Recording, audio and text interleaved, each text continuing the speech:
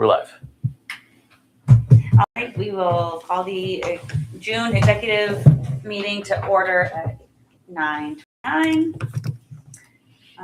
And first we will look over the executive committee minutes from last meeting, which was in February. Wow. Anyone have any questions before we approve the minutes? And Matt, I think it's up to you to approve and make motions. Oh, yeah.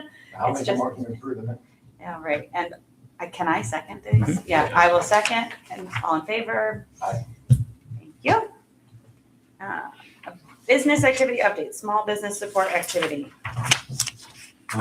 So one thing that's important to understand here is that we are increasingly being viewed as a advocate for small business, which I'm happy to be. We have not always had that reputation. We represented the poverty people in their planning effort, which I think was appreciated and helpful. Kara and Hometown and all the things that she's doing sees us as part of that community of support.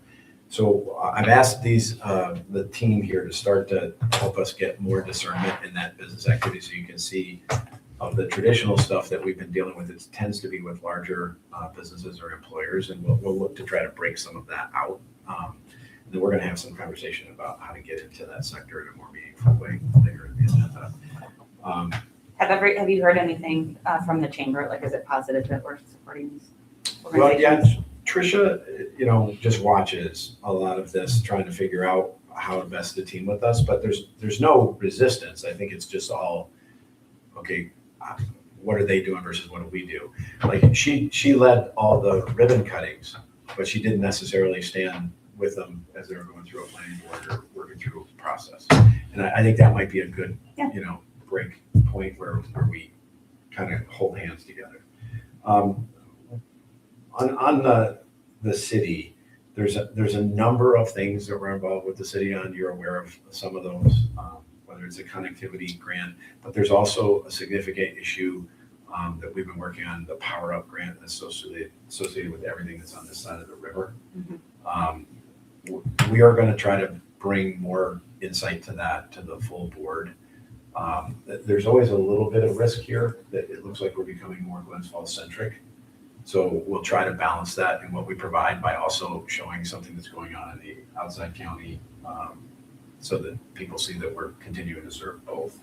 But we are going to try to give you more insight. You know what I was thinking a good campaign would be, and I don't, it's always a question of the chamber or is it us, right? Like, but a kind of a concerted county buy local effort, right? You got a lot of small businesses. I was driving through Oregon thinking about you up there yesterday on the way home from talking. Like Chestertown, there's a bunch of little businesses. So I think like North Creek, maybe a buy local, like focusing on local businesses, whatever they may be, construction, things like that are out there. It might be a good pitch to see if even the county would get involved with some bed tax money and things like that, right? Like a little marketing video, exactly, something and like have that. similar to what got me thinking about it was that honestly connectivity grant, and the idea of being able to target when things are going on, right?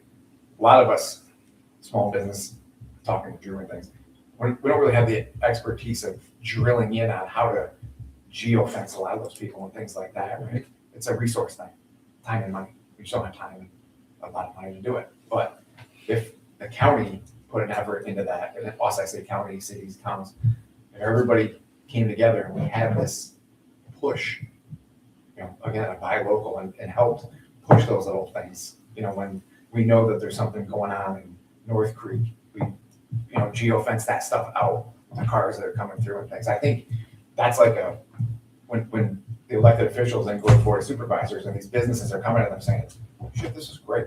I'm seeing return on probably what's not a huge investment, right? That's like an outside of the city kind of thing. Yeah. So it's one of the things we're trying to develop, streams of ongoing campaign or activity in our social, and then maybe we can talk to others about how to amplify that up. When it comes to buying local, this is also not simply retail goods. This is also professional services. Absolutely, yeah. Everything. And one of the things we're going to do is we're in the process of, we bid out our insurance coverage for the EDC. And we got many proposals, but the finalists were all local firms. Great. And we'll wind up choosing a local firm, and we're going through the audit and finance group first.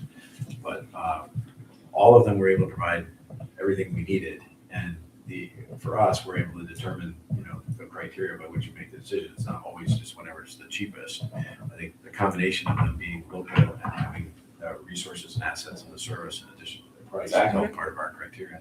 But I think we may make kind of a big deal about that when we bring that before the board. Yeah. We want to model that behavior. That's also something that could be a unique social media play of finding businesses who do. We've done something like this for the state, I think, once at the brewery. It was like right after the fire. We talked about Matt was our lawyer, Associates was our insurer. We went with Finney, we went with B&H. Like we did a whole video, I think, about it, and it played well. I think it was the state that paid. I can't even remember. There was a lot of stuff after the fire, but Yeah, I remember. that is a really good play of and you can get your legal services to probably pitch in, or like Finney would pay for stuff like that to be filmed by local We businesses. should consider a low key video that we could play as an example, and then see if we can get people to bite on something that's bigger. We've been with O'Brien for since the store opened, and with the new shop, we got too big for the product, but they did get price. So he went over, unbeknownst to me, talked to Chuck on, and I got a call from Chuck saying, "Hey, John can't get this package for you, but I can." He came to me with it, and I'm like, Phenomenal. holy crap, I didn't, they're competitors, right? But they went together and talked about it, and then came to me with a pack. I had no idea, right? I was like, that's, honestly, with all the stuff I got going on every single day, that's what I need. I need you two behind the scenes coming to me, and I was like, this is amazing. Glenn's Falls, He always does that. Yeah. He's wonderful. Nice, yeah. He did same with us. When we put this out, he went and talked to them and said, I think you guys should. It's great. Right? That's what we want. We want the money to stay here in the county. That the buy local thing is that the money, all that money you spend stays right here, right? It's paying for Little League, it's paying for theater, it's all these things where, the Amazon that's crushing all of us right now, that money's gone. It's Yes. $10 million a day yacht. Let me quickly try to get you guys up to speed. We'll obviously go through this at the board meeting, but we continue to track fine on our budget. Great. We will have quite a few interns, but we budgeted for them, and most of the small expenses that we have that kind of flow through in a non-linear way, like we have to buy a new PC in the middle of the year and things like that. But everything's still tracking. The grants are all in some process, and we'll update the full board on that. But the one where we're experiencing real expense, we're paid in advance, which is the childcare one that you're aware of. Yeah. We are in discussion with Empire State Development around the CFA roadshow. We've also talked to Washington County about it. Last year, we did a pretty big workshop up at the Fort William Henry. Yep. The programs have actually narrowed rather than expanded this year, that the state has got. The new ones they've offering are fairly fringe and not necessarily things that we have wide audience for. I'm not sure that we will have a full workshop the way we were before. What we've been talking about is engaging businesses that we think either had expressed interest in putting in a CFA application, or that we think there's a category that may be applicable to them, and having a small event here. They're also meeting with the city, and I talked to Mike Eppley about whether we could partner in that event, but we don't have any clarity about that. We are doing planning for our annual meeting. This is always vexing for my team here because I deliberately wait until the year is underway to figure out what's the right topic for us to cover, as opposed to deciding it 9 months in advance. We have 2 or 3 subject areas that we're considering right now. One is this idea of building on the whole idea of the freshwater. What are the opportunities for not just Warren County, but the park overall as long-term economic viability? So we're pursuing some thoughts about that. There's also this conversation about the growth that's occurred in Glens Falls and what that potentially positions the entire region for, and having some speakers similar to the one we had last year who came to us from Fargo. Yeah, and there's several other themes that we've got under discussion, but I feel confident we'll be able to get not only a good speaker, but a good agenda together. We will probably make this decision between now and July. And we're getting a little bit of help from being on this. The venue is gonna be the same. Same, yeah, out at the fort. Here it goes. Okay, I wanted Bob to go through our plan on entrepreneurship with you, and we can do this at a high level. I'm not for everybody here, but Bob leads Startup ADK and a number of other meaningful programs that SUNY has an extension to the community.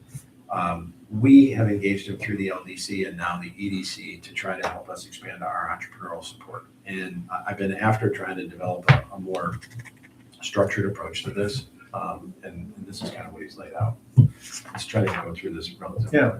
I can do it really quickly. Well, first and foremost, the reason that Jim and I, who have been working for several years together, it's interesting if you take a look at Deanna Durway from the Washington County LDC in June. When I took over the program several years ago, one of the things that became clear was Washington County is really not that engaged with trying to develop entrepreneurial activity. They welcome it when it walks through the door, but they're not forward-looking. And so Jim is, and so he and I naturally started to gravitate towards working with each other. One of the things that becomes really clear is if you take a look at entrepreneurial activity in the region and even in the broader region, there's a lot of effort down that's CEG related and Big SUNY and University at Albany related that's really focused on tech, but not a lot of the homegrown, I want to create a business, I'm moving up from the city, how do I do it, where do I do it, that kind of thing. And so that's where Jim and I really put together our thoughts and wanted to develop a three-phased approach that takes place over the course of several years. I don't want to actually get into one by one. I'm just going to highlight three separate themes. Number one is it's really important for us to be able to identify the issues that new businesses actually are interested and concerned about. A lot of folks want to come up, but they don't know what they don't know. There's a lot of proprietary politics depending upon where you're proposing to locate. And so identifying issues becomes really, really important. And I'll tie that back to some of these things in just a moment. The other is once somebody actually makes the commitment, providing that kind of support, there's no place right now doing it, so somebody needs to. One of the things that's becoming clear through so much of our activity is the EDC is being looked to as a go-to resource, even in areas where we shouldn't be a go-to resource. So we have to be able to step up, or somebody needs to be able to step up. Why not us? And third is creating partnerships. There's a tremendous opportunity. I'll just give one example. If you take a look at the bottom of page 1, explore the creation of a joint entrepreneurial award between the chamber and us. This gives us an opportunity to partner, which really demonstrates that we're not looking to take over. What we're looking to do is engage. Jim and I were in Elizabethtown earlier last week to meet with an organization that's based out of Clarkson University. And they are so hungry to move down to the southern Adirondacks right now. They're really focused in the northwestern portion of the Adirondack Park, not taking a look at the park writ large, certainly not into the southern Adirondacks. And so they were really excited that we were there, and they were talking about what kind of joint programming that we could do. What were they looking to do? So they, Adirondack Community Fund and this group out of Clarkson are doing a series of entrepreneurial get-togethers and then looking to create an ecosystem. It's not a formal incubator, but they're looking to gather anybody who is either in active startup mode or considering it, and then they move it around the park. It's primarily being funded by one funder out of the Adirondack Community Fund. And I think his intent was to try to create tech startups, which is mostly refugees that come from the city that are identifying up there and then trying to figure out can they scale whatever they're doing up there. But what the majority of their stuff is more the stuff we're seeing, which is kind of, I want to create a bike shop, or there was somebody who It's like Elizabethtown, right? wants to go into graphic novels and he's a clown. It's a little different kind of implementation. But here's the point is they can't really nurture this by themselves. They're convening, but they don't necessarily have either the resources or I think the expertise to help steer all of this. There are 4 or 5 tech startups, though, that we've discovered in the process that are in the park, significant ones. And they gravitate towards us because we have the ability to connect them to capital and to other resources. And some of them are really, really cool. Like, there's a guy who runs a company that is already working in the space of what he calls aerial engineering. And he leads the largest company in the world in it out of the city, but he lives in Lake Placid part of the year. And he has this idea of essentially creating an academy, marrying the climbing expertise that's in the park with the trades to develop a workforce that could then be deployed out of the park all over the world to these challenges of, assessing dams, large scale high buildings and all this other work that he's already doing. He understands that workforce is under stress now and they can't find enough people. And he said, well, if I were going to go try to develop it, many of the requisite skills are right here. We just have to connect them. Yeah. But when he developed this plan, he said, the reason that I developed this plan is after I saw the presentation that you gave about creating things in the park that are aligned with the values of the park, that's the kind of economic development that should be initiated here. And he said, rather than do this out of the city and try to come up here, he said, we should base it here because that's a value of the park. I found that really interesting is that he's grabbing onto our strategy and saying, so you're the strategy guy, so help me figure out how I would do this. And I said, well, we need to figure out how we would do this collaboratively with the other resources that are out there. And he said, okay, whatever, I know them, but you've helped scale businesses, so help me scale this business. There's an AI startup that's very similar, where they're coming to us for expertise and network that they can't find up there. There's a startup in Scroom that's associated with providing software that helps communities and the businesses within them grow in that kind of nurturing small town sort of way. They want to base it in Scroom as a result of that, even though they're people from the city. They bought a place in Scroom and they're in the process of moving to Scroom, but they don't find the resource that they are looking for in Essex County, so they've come here. They're in this group. They're not something that would normally be captured by Startup ADK because they're already well past that point. And so there's this space that I know we can operate in, and we just have to figure out the right model. My thought, and Bob kind of articulates it here, is let's just gather them together, help them individually for now, and probably work with the other. I talked with Callie during this event. We'll probably work with her to get some kind of supplementary funding for us to be a partner in this so that we don't have the argument that we're subsidizing work that goes on in other places. But once we have traction with 4 or 5 of these, I think we'll start to see what the commonalities are and then see if there's a more structured way we want to provide this kind of support. I think increasingly this is going to be remotely delivered over a larger area. The traditional incubators are not big, they're tiny, and they're really shared workspaces, and then the expertise is being concentrated remotely. So there's a space here for us to step into. I just don't know exactly what it is. So he's laid out a fairly structured plan over a couple of years for us to engage with it, and then as we learn more about it, put things in place. And as we did that, we would be looking for partners and funders for each piece. The most important thing to recognize is that right now, nobody is working in this space. And so it creates an opportunity to the extent that there are people who are. Largely, they're trying to create for-profit entities to basically, fill their own coffers. But there's nobody who's out there in a membership-based organization that's looking to provide service that actually people would look at and say, this is wonderful, and it also gives us an opportunity to network in the community and grow the community. So this is really what the plan is all about. It breaks it down. One of the things I want to highlight is, and because Melanie, I know this is something that you're excited about, if you take a look at bullet number 2, hold meeting for new advisory board, 5 to 10 members, there's a recognition that we have to stop looking at some of the traditional old white guy businesses and actually start to take a look at some of the new young people who are trying to come to a region and give them a voice, not make them 1 or 2 individuals and much larger board that's very, very well established, but actually create a group of young voices so that we can see, what this emerging group wants to do. And so I wanted to highlight that for you. And so beyond that, I think the document speaks for itself. One of the things, and now that we have Eric on board, it gives us an opportunity to actually take a look at bolstering the strength of our communications, the frequency of our communications. And so you'll see in phases 1, 2, and 3, we really put a lot of emphasis on communications. Communications feeds into visibility, visibility feeds into membership strength. And so we need to develop a plan to leverage that so we can really bolster our numbers from that standpoint. The other thing is it also makes reference to the fact that things that we have done, if you take a look at resource development or natural resource development, which we announced in last year's annual meeting, we really need to kind of stay engaged on that so people don't say, oh, you're great at coming up with ideas, but where's the follow through?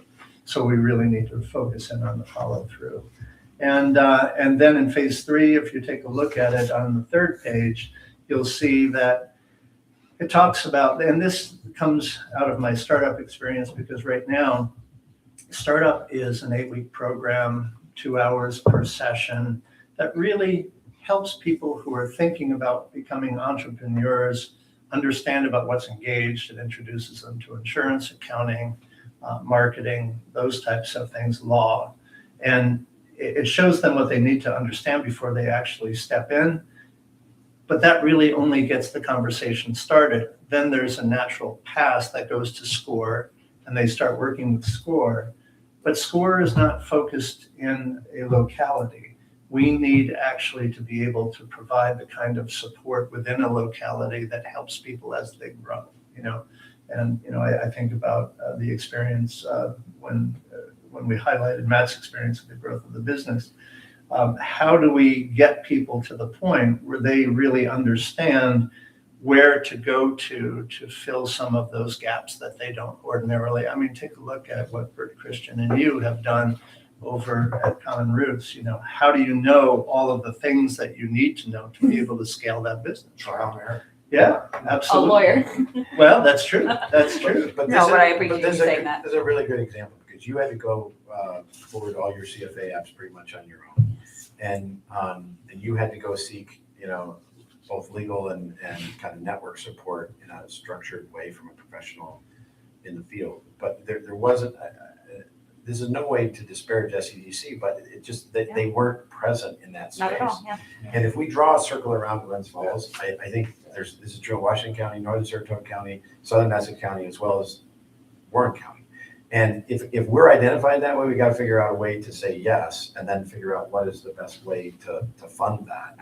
But there is a need, and I think we're increasingly being seen as an alternative to SCORE.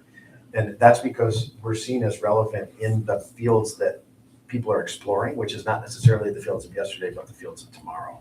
I don't know whether we really have the resources to do it, but I'd like to wade in enough to figure out what it would take to do it. This stuff will start this summer. We'll gather that we've convened the first, or at least identified the first cadre of advisory board, and we'll gather them, and then probably have some room to add to that. So I think that's part of the process, is who else should be here. Is Kara on that list? Yes, Okay. and it's going to be very city-centric in the initial phase, because that's where the most interest was. So we have people who are not necessarily either ready or looking to join our board in a formal way or engage with the EDC in that kind of large way, but they are looking to aggregate in a non-chamber way. Like, this is not just about networking with each other. This is also, what do we all see as a challenge? How do we raise our voice collectively? Is there an organization that can help us coalesce that? Many of the things we've already talked about. But I think many of them are also reticent of going and being the one that fights that battle by themselves. That's an initial way of engaging some of them. It's not the whole thing. It's just something that's of interest right now. We have deliberately started it less than the full amount so we can add and expand. The other thing that will happen right away is we'll explore the idea of a sponsored piece in some area. It could be the Glens Falls Business Journal. I don't think we can afford to do it yet at the Albany Business Journal level. But a sponsored piece every month where we're actually highlighting some of these businesses themselves or the work that we're doing to support them. and as opposed to an ad, I think that's gonna be a more effective way for us to communicate, and we have, the staff to help us actually put that together now. So all of this is in motion. Great. We welcome your thoughts and feedback as we go, but we'll give a shorter presentation of this to the board. Great, thank you. Thanks. We continue to focus on membership. I saw Steve Overmeyer from BPL, and he said, I'm gonna come, we owe you a check. Panaccio, in a similar regard, just hasn't executed the It's not check. this for building, whatever right? reason. No, but I think we still have the opportunity to close with a number of the players who are traditional members and haven't. But I really think I could use your help in getting the board to say, listen, this wasn't like a voluntary activity. Everybody should be thinking about who are the two or three people I know that should be. Do you have a list of like 10 that I could say at the board, like, can you please? We can certainly provide that. These are the 10 people that we need to This ask, month. who can Yeah. agree to talk to them. If you I give me have one, no can pull it off. If you problem give me yelling at five, I'm- people. oh, I can't do That's it. all I do, Well, all day long. I think our board, to be, they have I not guess. been driven to this in the past, but we have to start supplementing our own funding here. And the best way is to advance our case ourselves to the community we serve. So I think everyone should have a role in that. I could use your help. We'll get you what you need. Hey, listen, if Grove Council are paying their bills, we're gonna have everyone else step up. This has been like, before you even became director, like we've been talking about this for 10 years. I know It doesn't change. Ed tried to hire my wife to do it. It never changes. Like membership. Well, and also It's hard. as we expand our communications, every communication we send out is a membership opportunity. It should be with it. By the way, Yeah. there's an opportunity on the municipal side too. I have 3 formal requests from municipalities outside of Warren County saying, you have helped, like in North Creek with the Yeah. sewer. Yeah. Would you be able to give us some thoughts on that, or the DRI?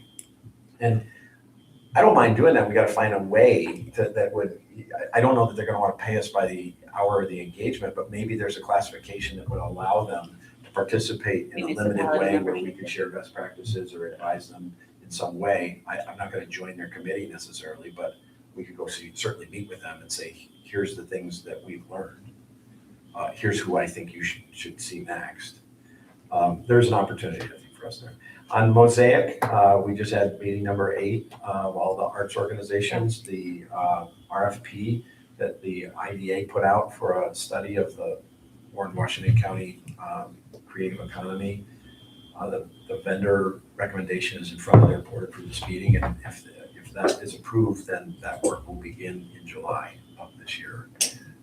Probably between $150,000 and $200,000 worth of work that will be committed to a consulting firm, some combination of arts firms and more traditional economic development firms is what was presented itself. But in addition to us doing that work over the next 6 or 9 months, we will continue to act as the convener of this group probably for the next year as they work through other opportunities to collaborate with each other and also explore what are the models that they might want to consider for shared services or other things that could be of value to them.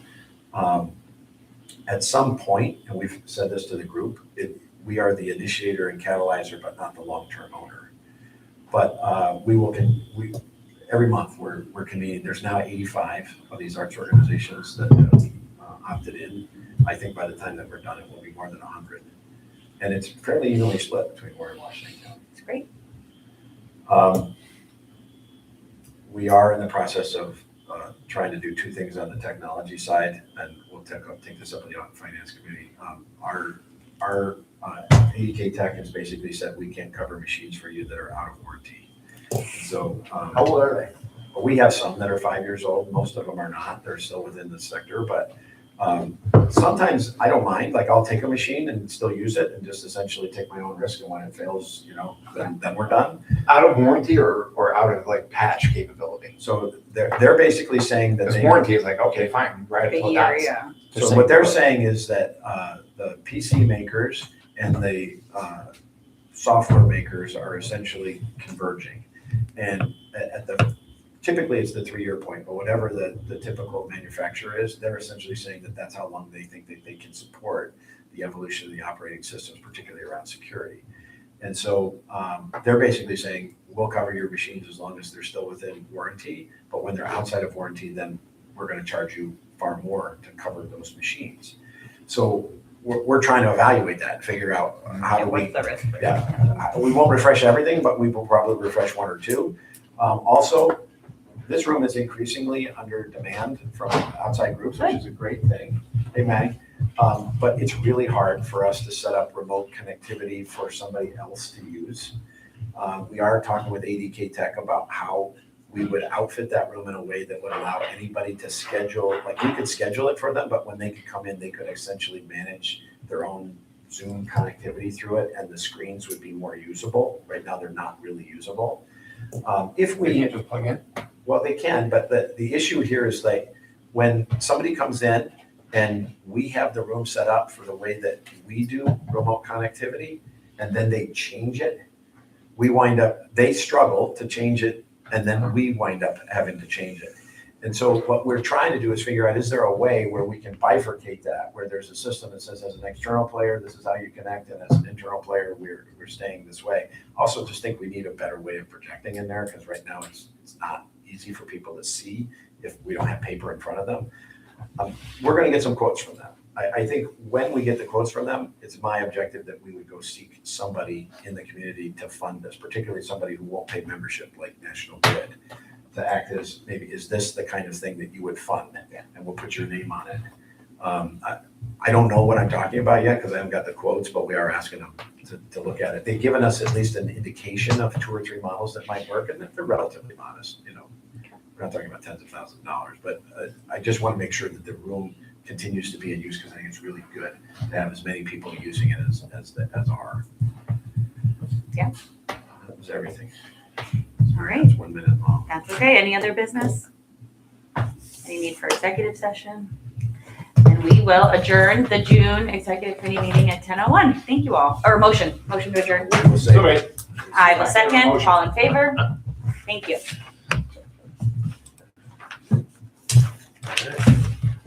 Well, Now we need to get you worked up this morning. I have